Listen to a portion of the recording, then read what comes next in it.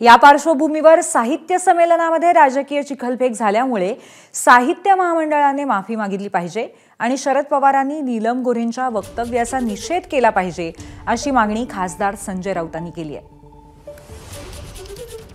मुळात साहित्य म्हणजे मराठी साहित्य महामंडळ आहे, त्याने माफी मागायला पाहिजे। ज्या कोणी त्या उषा तांबे वगैरे बाई आहेत ना, त्या कोण आहेत मला माहीत नाही, त्यांचं काय साहित्यातलं योगदान मला माहीत नाही। हे साहित्य संमेलन भरवणार, मराठीचं उद्घोष करणार। आतापर्यंत आम्ही या विषयावर कधी बोललो नव्हतो।